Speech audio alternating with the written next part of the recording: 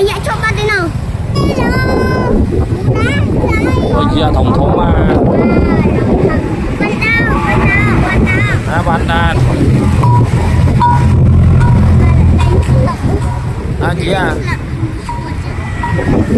Ăn thôi chị sao à? Dám chơi chị ăn thôi chị sao à? Ui dạ thống thống mà. Rồi thật treo. Chị là nè vậy.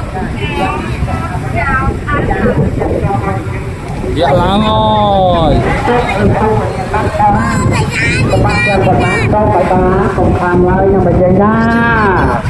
Dạ nè.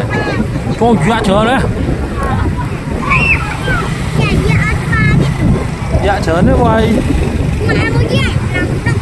Ồ đó là nó đấy thôi chứ không?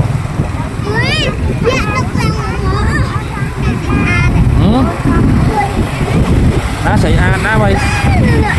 Xảy án đã anh. Đã anh sao?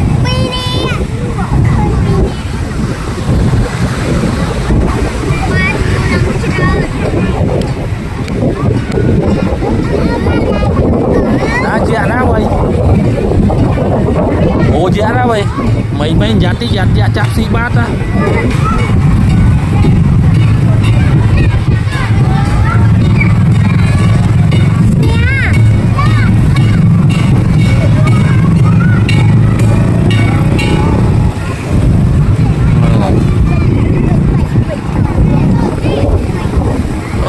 Dạ mà còn nô ơi. Đừng sai năng mấy này con mưa nè.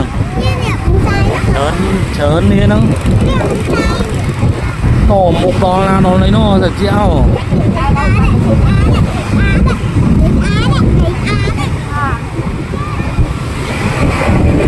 Rồi mẹ gì à? Này chị à.